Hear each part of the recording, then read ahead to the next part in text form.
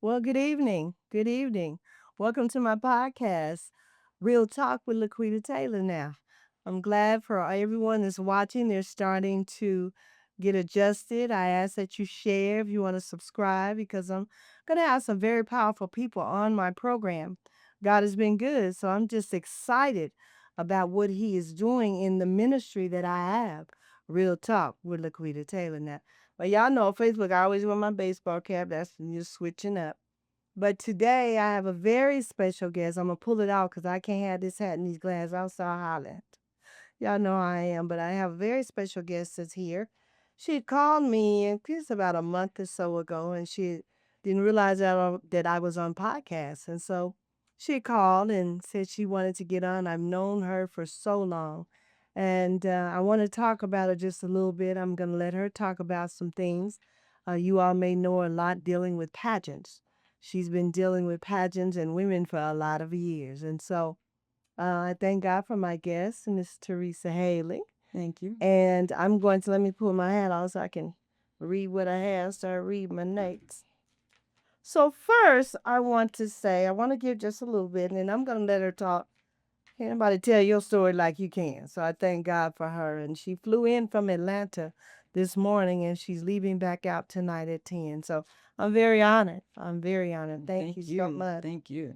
Well, Teresa Haley, she was born and raised in Denver, Colorado, and she graduated from Thomas, T, what is it? TJ, Thomas Jefferson High School in 1978. Um, she has an associate degree. She'll talk about that in fashion design. I might be, but she's a bad seamstress. That I do know. She can make something look in about a week it's done. She has a lot of gifts, so I thank God for her. She's been in the pageants for over 50 years. She started out when she was 5, and she has met and traveled and did a lot of things helping young women. So I'm going to turn it over to her, tell a little bit about what you do and what you're going to talk about today, the first half, and then the second half, we'll talk more of the pageants because you're very, very known for that. So I thank you for being with me today. So Thank tell you. a little bit about you. Yes, ladies and gentlemen, and first, it's my honor to sit next to this fabulous lady, Miss Lequita Taylor. There is no other.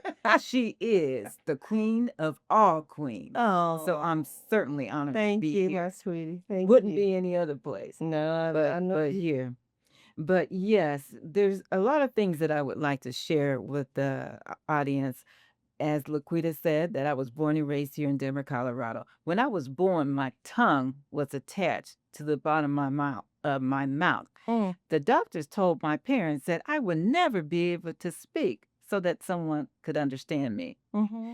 And, too often a doctor will tell a parent, your child's not going to be able to do this. Your child's not going to be able to do that.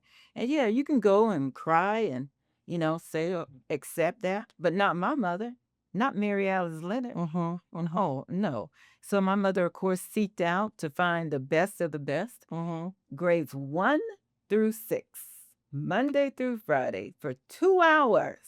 I was down at Children's Hospital so that I can speak and you could hear and understand what I'm saying.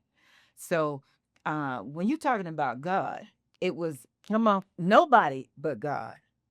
So I praise him every single day and I thank him for to be able to speak because there's still people that I used to stutter. We know about that, y'all. Yes. And so, yes, the speech therapy helped. And one of the things that my mother started doing is that to get me out of my shyness, because people don't know, but when you're born, what develops your vocal cords is to be able to go da da da da da. I could not do that, Hmm.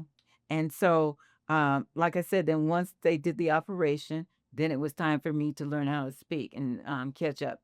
But Excuse me, how old were you when all this happened? of course, I was born, but then they couldn't do the surgery until I was probably about 4 or 5 years old. Okay. So keep in mind, from a baby all the way up to 4, I wasn't talking. Hmm. Okay, I was not developing my vocal cords. And so my mother wanted to get me out of my shyness. So she started entering me into talent shows. I started taking tap dance, ballet, acrobats. Always the only little black girl, the only little African and dark skin. I probably would have did better and attained more if I was light skinned and had good hair. That's another show. But I was dark skinned, and then at the time I had a gap. So at any rate, my mother was just determined. And like I said, the talent, and one of the things I like to educate mothers on is that if you have a daughter, please enter her in, regardless if it's tapping, ballet. She's got to do something because our idle mind is a devil's workshop. Okay. And too many of our girls are ended up pregnant, in jail, dead, have no faith and belief in themselves. So my mother started me in pageants. I did my first pageant when I was 5 and just kept competing and competing. Now, one of the sad things about it is that, like I said, when I was competing, it was in the 60s. It was unknown for an African American, especially someone who was dark, to win. Um, and so at a certain time, my mother was like, I'm spending all this money. I'm not doing any more pageants. I'm not going to say the name of the pageant, but my mother spent a lot of money. Matter of fact, she took out on loan. She sent me to New York so I could learn how to walk and turn right, stage presence, looking at the camera, what makes you look good, makeup, hair, what to wear, what not to wear. She paid somebody to say, this is what you're going to do, and this is what it's going to take to win. After paying all that money and getting me ready, the owner of the pageant pulls my mother aside and comes and gets me and tells me that, I'm so sorry, but you and Teresa are going to have to leave. She's not going to be able to compete. And How old were you? I was 17. Wow. I was 17. And my mother first looked at me like, what did you do? Okay. And so Mom, I'm just back here, where I'm supposed to be. And so then the owner, she had a check in her hand, and she hands my mother the check. And basically she had refunded my entry fee, everything that I had paid to get into the pageant, she had refunded. And basically she told my mother that one of the judges had given the pageant a large amount of money, was their major sponsor. And she did not want to judge a Negro. Why? And either I had to leave or she was leaving. She had already given half of her money. But if she wanted the rest of the money, she was not going to judge a little black girl. So, long story short, fast forward, I didn't compete for maybe like 10 years. Didn't want to have nothing to do with pageants. And then you can get so that you're like, I am so tired of giving my all, and I don't care how well I do or how great I am. I'm not going to win. Okay, why am I trying? Okay. And so I stopped doing pageants. And then all of a sudden, I guess I was 58, something around there. But you get a bug. It's just like riding a bicycle. You always, you always know how to do it, and you want to keep doing it. So I saw this pageant, and I said, I'm going to do this. And so I entered the pageant, and I won. Now, what bothered me is that my mother never, ever saw me win. All that time, the years that went by, all the money that she spent, and then I started winning. I started winning state pageants. I started winning national pageants on the national level. And so, but I was learning. And I said to myself, I want to learn as much about pageantry as I possibly can, for the simple fact that a lot of our non-African American women are making 200, 300, 400, 500, 600,000 a year off of doing pageantry. The way you make your money is through your entry fee, sponsors, fundraising activities, grants, that sort of thing.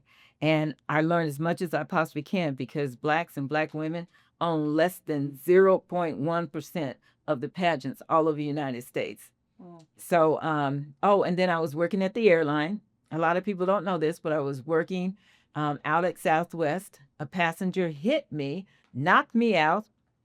I was supposed to be out of work for 30 days. The 30 days turned into 6 months.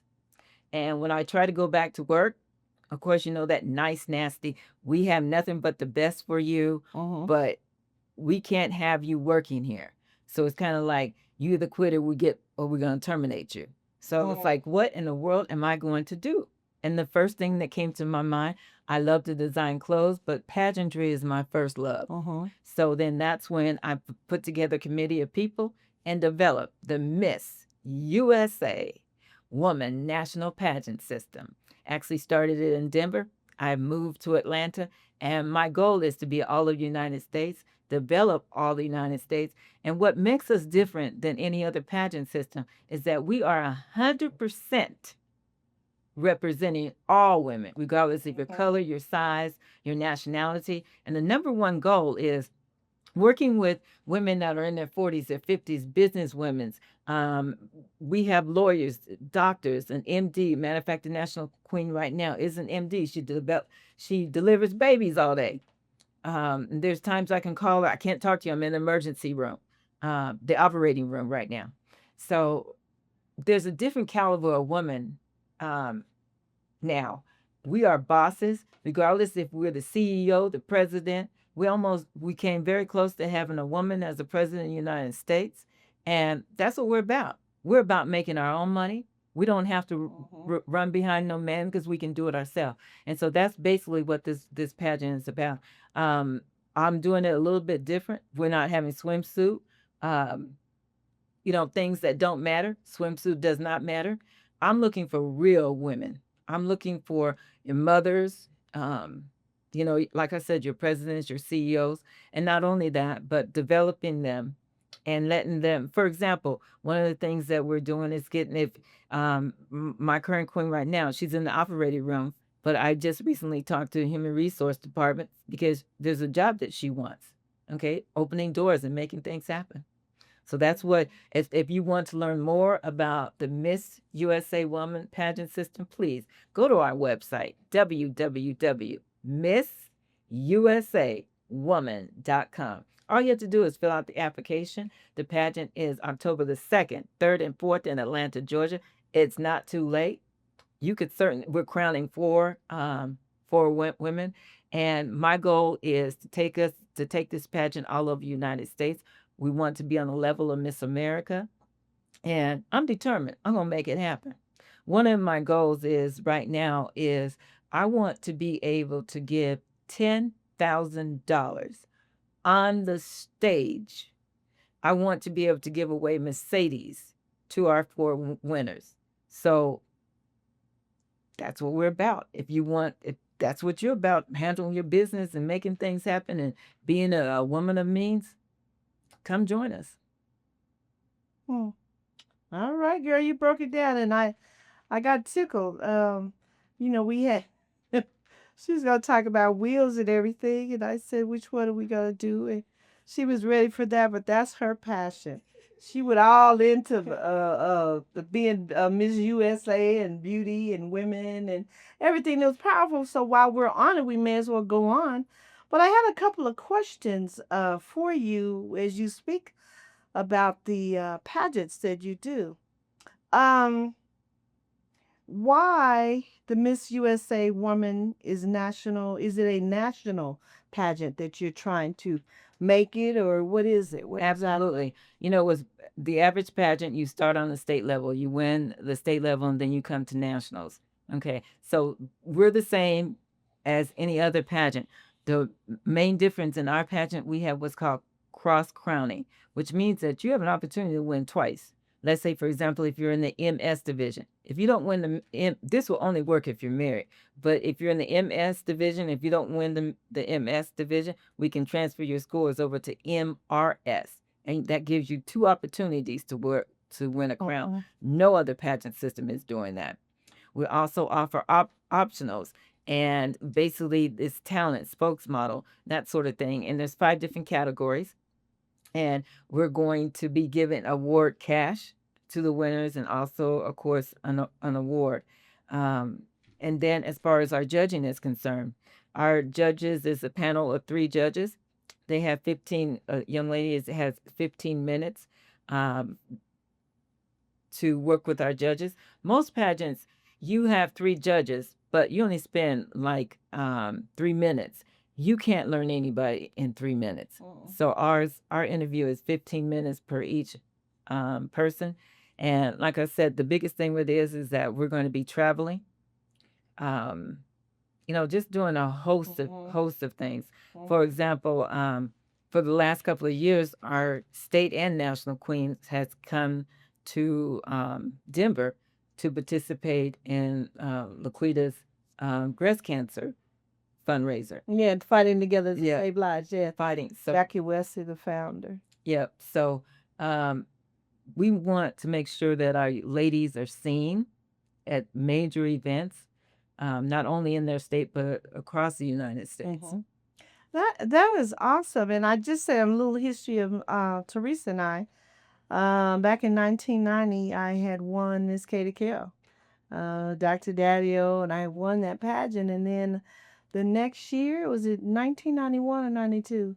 Yeah, I think can't remember. 92. Well, I tried for Miss Black Colorado, and so I've known her a long time. I mean, even when we did I was in the pageants that, when I tried for Miss Black Colorado, and watching her put everything together, what we had to do, it was good. You know your stuff. And when you know your stuff, when you really know and you know what you're doing, there's a difference versus someone going by trial and error.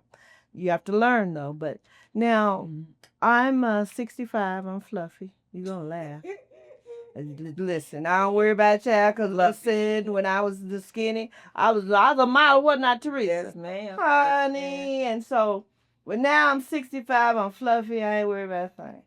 But honestly, if I tried out, would I be able to make it? Yes. Girl, please. Oh, Jesus, for real. Yes. Oh no, even fluffy and everything. Yes. A matter of fact, I didn't tell her this, but I was planning on inviting her to be one of my Colorado queens. We have 4 queens, and she would be perfect. Girl, listen. In my dream, baby. I'm all over that now. Girl, by the time I get through with podcasts and all I'm doing and working at funeral home.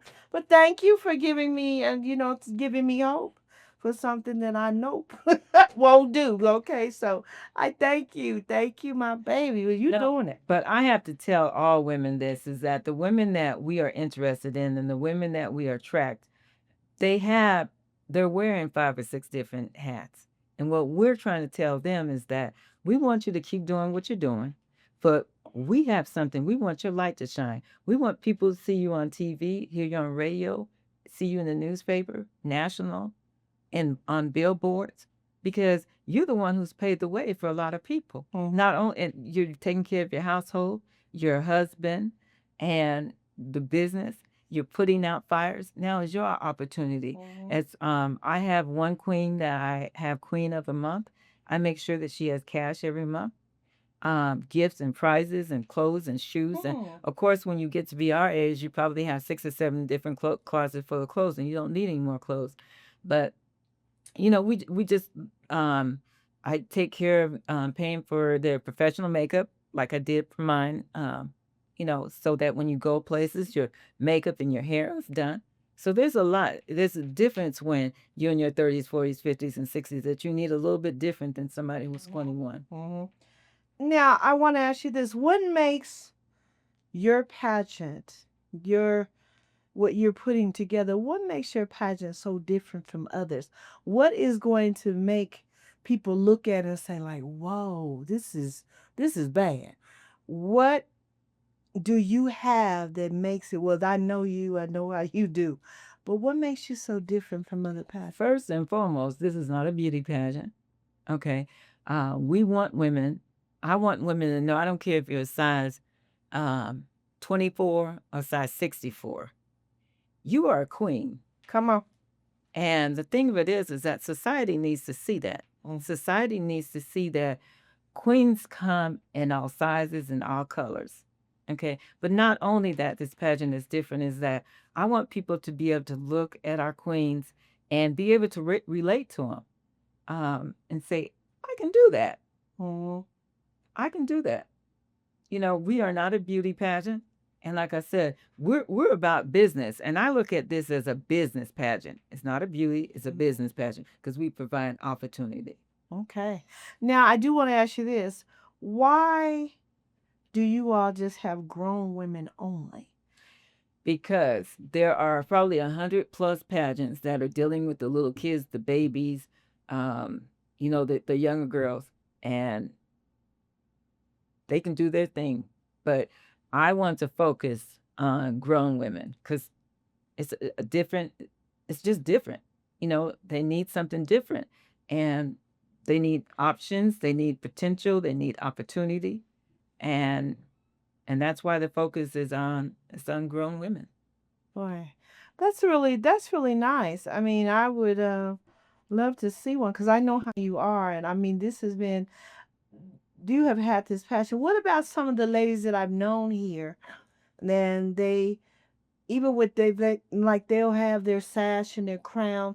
What what pageant were they in that they're still? Some of them I've known. Old Kelly, I forgot her married name Yeah, now. You know, yeah. there's so many different ones. And Kelly's in this one. Yeah, okay, okay. So how do they keep going on? Are they trying? Are they winning? Is it something to just keep going till you can't go anymore? Or what is this? Well, I'm glad that you asked that for the simple fact that every woman competes for a different reason. Okay. Some say I'm going to keep competing until I win. I'm tired of being first Oh, runner up. okay. I'm tired of Okay. being the finalist. I want to be the queen. I want to be Okay. the winner. Okay. And then others, and this might sound real crazy, but others do it just for the friendship and what they gain Hmm. gain out of. I have matter of fact, all the young ladies that are competing on October the 4th in Atlanta in our pageant, national pageant, are women that I've worked with throughout the years. And Dang. and they have said, no, we want to help Teresa. We want to help Teresa build what she's doing and, put it on the map. My goal is to be a household name. This time next year, I want everybody talking about Miss USA, Mm-hmm. Miss USA woman. Mm-hmm. Never say never. You never know. Who would have thought I'd be having a funeral home? Who would have thought with me, you working together, you go on and what you're doing, just keep on trying to get these women to feel good. Even those that have a low self-esteem, you have a way where you make them. It's not about the beauty on the outside. It's fine. Let me take let me take that back. It is it is beauty on the outside Yeah, too now. yeah. But the more so the beauty on the inside. That is what pours out. That's what draws you. I tell people you could be beautiful. Beauty can be a curse or it can be a blessing. It depends how you maintain it and how you keep that in your heart. When you're cocky and well nothing's like Arrogant. and arrogant, well anything can happen. You could be going home and a car hit you and tear up everything about you, your Absolutely. person and everything. But when you know God and you have the beauty inside, that's what counts. And so I love it. And you can feel, Teresa, I say it all the time. Yeah, people can walk in. They don't have to say with a sign, I know Jesus. There's something when you know the Lord, there's a confidence, there's an awe when you walk in, and it's called Jesus. And so those are the type that I like. Arrogance, I don't like that. I don't like it. So when I have a humble woman, a humble person that knows God first, her beauty just reflects on the love of God that she has in her heart. And that means a lot. That means a lot. Absolutely. Just one other thing I would just like to add, just real quickly about the pageants, is that a lot of pageants, they don't like to deal with what I call real. I'm talking about those women who have been in jail for 5, 10 years and now getting out. A lot of pageants want to, it's like, no, you got a little blemish over here. You went to jail. No, we welcome you. Okay. Because I want to take all of that, and you might be able to say, and this year, yes, I may have killed somebody, sold some drugs, or whatever, but I'm a queen this year. I have my own job. I have my own car. I'm taking care of myself. I'm not stealing from anybody. I am the queen, and I'm my own boss. Okay. Okay. I like it. I mean, I think you have incorporated a lot. I mean, because people see you all over dealing with women with their crowns and what they do. And I know that is your passion. So I'm really excited about you getting ready to do something the new coming year. getting it ready for ladies that maybe they did have flaws, maybe they did feel like they couldn't make it. But with what you're doing to show the positivity of what can happen when you do the right thing, Absolutely. everything is possible. Absolutely. And what let me add this too is that um and people can relate to this for the simple fact that um I've seen so many women that have been beaten Hmm. and they feel that they need to stay in the relationship. Either it's because of the kids or because they feel that they cannot go anyplace else. Hmm. Okay. But it's one thing I've learned being around business people. You can take a pair of socks and turn that into $1 million. You can take some cake, sell your cookies and your cakes, turn that into $1 million. Every woman has a talent. Come on. Okay. Come on. So you develop you learn your talent, you develop your talent, and you work it. Okay. And I love for somebody to tell me that that's not going to happen. You can't do that. Because my thing of it is, I'm going to brush myself off. I might fall right now. Come on. But I'm going to brush myself off. I'm going to see what I've done wrong, and I'm going to fix it. And I'll come back, and I'll come back bigger, bigger, bigger, and better. That's awesome. Now, let me ask you this. When you're dealing with all these different women, sometimes men are jealous. Husbands, companions. They're going on another level. They're being beautiful. Their face. That's what made me think about it when you said with abuse and the different things. And they may be, for the first time, they're looking beautiful and they didn't have confidence at first, but now it's coming up. Now look at me. And you have men that are jealous and are hating and they want to pull them out the content. Now you're not doing this. How do you handle that? Well, that's really big. A matter of fact, a couple of days ago, a young lady called me and I went to the hospital. And she is married to a Denver police officer. Okay. I basically told her what she needs to do, but she doesn't want to do it. Okay. Because sometimes it involves, if a man cannot, and I have to say this, if he can't worship you, you don't need him. Honestly. Okay. You need to, you know what your place is. And if you guys can't carry each other, you don't need him. I don't need anybody putting me down.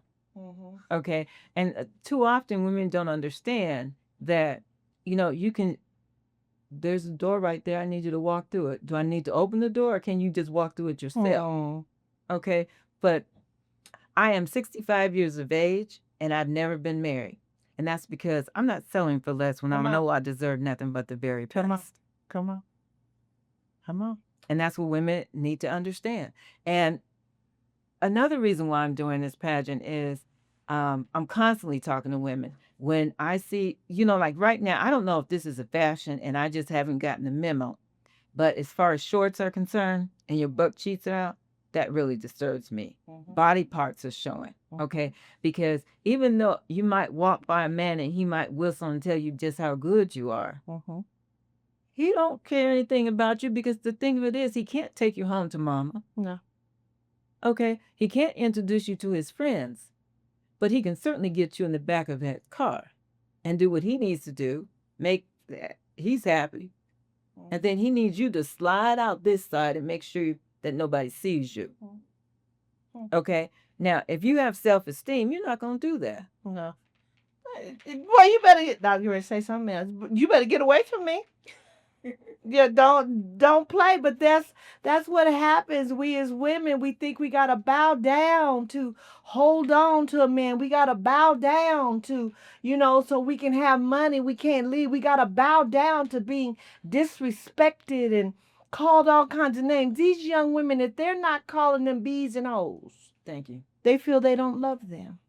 And I wish we could tell these women, man, especially now, you do not have to take the abuse. But sometime, and we can't, people, they know. But I have to say this. When you're dealing with abuse, domestic violence and everything, I've said it. Some people laugh, but it's real. Now, if you're going through something and you're planning, a lot of times you're in a situation, women are afraid. I can understand. I've never been beat, hit, nothing. So, but my heart goes out because I deal with it enough. I've seen how people have been abused. But when you're thinking that, okay, I'm not going to take it anymore, but you have a fool and you thinking that, okay, I'm going to leave tomorrow. And then these women, they got, you know what, I'm tired of you and your games, and this is what I'm tired of. Then you go to leave, and then you could die. Mm-hmm. So when you're planning to do something, whatever move, you change it. Here, kitty, kitty. Here, kitty, kitty. And the reason I say that because when your hand is in the lion's mouth, and you don't pull it out gently, your whole hand might be torn off. So when you're really thinking about that, ladies, I know some of y'all are afraid. I can look in the store and see when the woman's just so cowered down, and how they are. But we just have to keep loving our women. And when you're talking, girl, I seen something yesterday on Colfax. I was disturbed. I've been hearing about this. These women are walking down. Girl, I was done. I said, ooh, my grandma be saying, that's a shame before God. Girl, they're walking down Colfax. One lady was butt naked. I tried to call the police myself. Then I seen two others where all their tail naked. And that hurt my heart. That's somebody's baby. That's somebody's mother. That's somebody's baby. And when you're looking at that, Teresa, that hurt me so bad because some of them are so caught up walking down Colfax. I think it's cute. It's not. And they were naked. I mean, three of them had no bottom, straight butt naked, as they say. And that hurt me. But see, I did said that to say this. If we could get enough women where they have a low self-esteem, where they don't know nobody loves them, they've been mistreated and abused and all the different things. But if one person that was low self-esteem, I see why you have the passion, because I've accomplished one that may didn't have no esteem, and now she's the beauty queen. Girl, I'm rhyming, girl, today. But I'm saying, you know what I'm saying? Because your passion is for women, and I think it's excellent because I deal with all walks of life dealing in the funeral business. But when you're dealing with people that are going through being tormented and abused, and if you could just get one to say, I feel like a queen for real. Yeah. On Sunday, I have to tell everybody this. On Sunday, we had our first, it was like Meet the National Queen, a conversation with the National Queen. And so there's like three ladies that have never ever been in a pageant before. And you could tell that they was very timid, don't know what to do, what to expect and everything. And so the sisters, the older ones, grabbed hold to them and said, look, okay, I realize I'm on a Zoom, so I can't touch you. But what's your phone number? What's your email? I'm going to reach out to you. So one by one, after the podcast was over, I'm getting phone calls, folks crying. I'm talking about happy tears. She said, I can't wait. I'm just so excited. I just can't wait to come because such and such just called me. It's not about competition. Yes, it's a competition. Okay. But we want to make sure that you're okay. Yes, I might be competing against you. And I think I'm bad. I think I'm awesome. And that's what I want. Okay. You need to feel confident. I would stand in front of and challenge and compete against Michelle Obama. And y'all know what bad sister she is. That's how much confidence I have. Come on. Okay. And to have these three young ladies who are over the age of 40, one by one, start calling me such and such just called, such and such just called, and such and such. And Teresa, what's going to happen? Because I'm competing against these women. Okay, we're going to have so much fun because exactly. We know that there can only be one queen, but everybody's a star. Everybody's a winner. Come on. Absolutely. That's good. I'm so proud of you. You're doing it, girl. Absolutely. So now that we've pretty much covered on the pageants, and that was really a real talk with Lequita Taylor now about pageants, and it's not just about beauty and how your goal is to make women feel good where they've been dogged. I mean, for you being dark, and dark skin, they was always, and my grandmother, even with her, telling my girl, don't you get nobody darker than you. dark folk is out of style. That's that old country mess, child. Talking about, yeah, don't you get nobody real black because they out of style. I mean, even your family was like, oh, because if you was good and yellow, oh, it was on. But oh, don't let you be chocolate. It was really on. So I'm just saying how we've came a long way. We have broken barriers where we had to go through being black. And so still going through some things, but yet when you have the confidence of God in you, even with the worst, God can make it and make it good for the best. So I thank God for you. Let me just say one thing, and then we're going to move on to the next subject. In the Miss America system, in the pageant world, one of the number one pageants in the whole United States is Texas. So if you can compete and win in Texas, you know you're bad. Okay. So anyway, the young lady who was Miss Texas, when I saw her compete, I was like, oh my goodness. She's simply gorgeous. She can speak. I would love to have her win, but she's not going to win because they are not used to. She had a short little afro about this. You cannot rock your own natural hair in those pageants. If you don't have a lace front on, a wig or something like that down to here, you ain't going to win. She had a short little afro, and everybody in the audience in the stage, I still have this tape when she won. Folks came flying up in the air because and oh yeah, I think she's beautiful. Yes. Dark skin and beautiful. Went to Miss America. She was first runner up. I said, now why couldn't she win? Because the thing of it is that she would bring something different to the table. Okay, versus having somebody that you've already had for the last 50 years. Okay, and so the judges, I just didn't understand what the judges didn't see because she's well spoken, she communicates very well, and just power. When you're around her, it's just power. Okay, but no, they couldn't select her. Done. So, yeah, that was real talk for real with all the different things. You covered a lot. But now her main that she wants to talk a lot of this, I know already being a funeral director, but I want to hear your input on some things. So, and I think from your experience, a lot of people don't realize this, you really need to get insurance. Even if it's something life insurance, because now even it looks like how we would have burial assistance and stuff, look like they're trying to knock that out. And so we're in a very, very peerless time, as they would say. But on your end, why is it important to have life insurance from your experience? One of the things that I have to tell people is that we know two things in life. One, God brought us here, and another one, God is going to take us out, some form of fashion. It's not your family. It is your responsibility to make sure that you have a life insurance policy. When you go to these funeral homes, it's not Burger King. You don't get it your way. It's not layaway. No, they want their money now. And that's the purpose for a life insurance policy. And too often people, even though on your jobs, you might have a life insurance policy, and too often for a while there, yes, I had a life insurance policy, but I didn't realize it only covers like $3,000. What is $3,000 going to do? Okay. And then I think maybe 5 or 6 times a year, somebody, family member dies or they die, and now they want to send me a GoFundMe. Okay. And they want you to donate money to help bury this person. But everybody must understand it is your responsibility to make sure that you have a life insurance policy and know what you have. I can't stress just how important it is. My mother died in 2006 from lung cancer.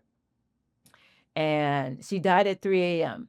By 12 noon, one of my siblings had stolen everything, all her furs, china, car, real estate, everything. I remember that. Yes, ma'am. Went to court, spent over $50,000 trying to get back what my mother wanted me to have. I don't want that to happen to anybody. And there's so many families right this moment that are not speaking and not talking to each other. Okay, communication is so key. Sure. Without communication, it breeds chaos, disruption. Okay, and we have to be able to be able to communicate and say, yes, I got a life insurance policy. You only have to do it one time. Now you might want to update it or whatever. Okay. But we can sit around and spend $1,200 on a Beyonce ticket, but we cannot spend what, $18, 25, $30 on a life insurance policy. I've never will understand that. Now, I will say this, if you have a condition, a lot of times when you're young, those are low. They've changed a lot, but if you're sick and you're trying to get a policy, a lot of times they're way more expensive because of your age, because of your condition, and they're going to charge more because of pre-existing conditions. So yeah, it can start out. They used to have that Gerber. You start out a baby with $5 a month. Yeah. And so times have changed so much, but you're right. You're right. I do want to ask you this. Who do you, this is a good question too. Whose responsibility is it to cover your funeral costs? Well, you need to take care of it. It's your responsibility. It's each and every one of ours responsibility to make sure that we have a life insurance policy and a living will. After my mother died, I teamed up with, well, first of all, I reached out to what I thought was three of the top law firms across the United States and asked them if they would partner with me. And of course, you're bringing us business. Of course, I'm going to partner with you. But I found that those were not affordable. Those living wills were not affordable. So then I teamed up with legal. At the time, it's prepaid legal. Now it's Legal Shield, and that's where I get all my living wills from. So when I go out and I started speaking at churches, I would speak any place, you guys, sorority churches or whatever, just educating people on how important it is to have a living will and a life insurance policy. And if you have any children, everybody who has kids under the age of 21, you have no reason, no excuse not to have a living will and a living trust. There are families right now that are bickering because, mother has these kids. And I'm sure that you hear about these cases all the time where the mother passes, the father's in jail or whatever the situation is, but they have no mother. What's going to happen to these three children? Okay. And you cannot assume that Big Mama's going to take over them because Big Mama's sick of them too. Yeah. Okay. So you have to make sure that your house is in order. Make sure that you have your, I call it life events plan in order. And this is really key too, is that I must tell everybody that I had to learn this the hard way, is make sure you have not one, but two executors. Okay. Because if you have one, that one can do whatever they want to do. You already know. But if you have two, you're holding each other accountable. And if possible, because too often people, they get their best friends. Well, you don't know what's going on between your best friend and, she may be, you just don't know. So sometimes it's better to have one of them as a lawyer. Another one might be your minister that, that you've been with, but you have to have two executors. And y'all have to take this serious.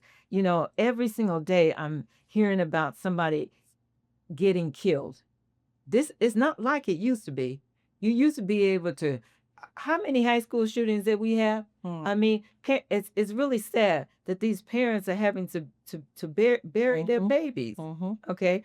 And then, it's just too much going on that you have to be covered. You have to be protected. And at the sound of my voice, seriously, I want y'all to take me serious. Please do it tomorrow by Friday. Want you to do it tomorrow. Make sure you have a life insurance policy and a living will. Yeah. Yes, that's awesome. One other thing, we're winding down. This is really, I really feel good about what was expressed this evening. Real talk. Why is it important to protect your family regarding life events? Once again, what mothers have to understand too is that basically we all know that we're responsible for our children, up to 18, 21, whatever the situation is. But you have to be able to protect your children. If something happens to them, sit Big Mama down and say, look, if I don't make it, if something happens, I want to know, will you take care of Susie, Sammy, or whatever the situation is? But you have to have that conversation. And I don't know why so many families don't. Okay. I'm just shocked and amazed. Do you have your life events plan in order? What is that? No, I don't. We don't talk about that. Okay. And I realize it's a subject that nobody wants to talk about, but let's be for real. A matter of fact, when my mother died, I ended up writing a book. One of the wealthy men here in Colorado gave me the necessary funds because he said, Teresa, I really wish I would have heard you talk prior to, because he said me and my brother went to the funeral home and got into a fist fight because he wanted this and I wanted this. I And dealt with that. right, okay, and you don't want things to get down to folks arguing, not speaking again, because when somebody passes, that's when you really need your strength. Yep. And you need to pull together and serve as one and be a family and be a unit. Yeah, It's very that is important. so true. People, I'm gonna have a talk show. Real talk. I'm going to bring from the beginning to the end when people first die. A lot of people don't know. Started to find that out when I get death calls that this is my first time. I don't know what to do, whatever.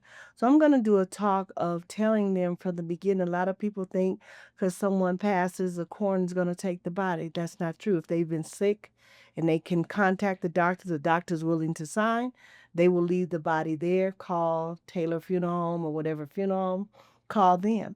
And then you have some where this like, no, the doctor, we can't get a hold to the doctor. Sometimes they'll just say, well, the mortuary can come, but just hold the body until we confirm. And if it's a murder or suicide, they're actually taking them to the coroner. So there's so many do's and don'ts. There's so many different things, especially now. And I must say this, I got to tell them first on Facebook, girl, I got my provisional funeral director's license. I am a license, got my number and everything, girl. So I'm the 20th one to receive my funeral director's license. So I thank God for that. And I'm just trying to do what I need to do and make it happen. So I feel good about that. So in my closing, Teresa, I just want to say thank you. Thank you. I'm very honored that you flew here to be with me to talk about real talk and let people understand it's just not about beauty. It's how do you carry yourself. And even if you don't feel that you're beautiful, your plan is to work it so you could feel like a queen. So I thank you. I appreciate you. Safe traveling as you go back to Atlanta Almost definitely. tonight, and we'll talk. Again, I appreciate you. Teresa, why don't you put a number that anyone wants to talk to you, they can contact you. You want to put that out there now? Well, the number is 303 562 7404. And of course, our website is www.missusawoman.com. All right, you heard it on Real Talk with Lequita Taylor now. God willing, I'll see you guys or we'll talk and Real Talk. And so you all have a blessed week, a good week, and good night, you all. Thank you for joining us. Good night. Good night.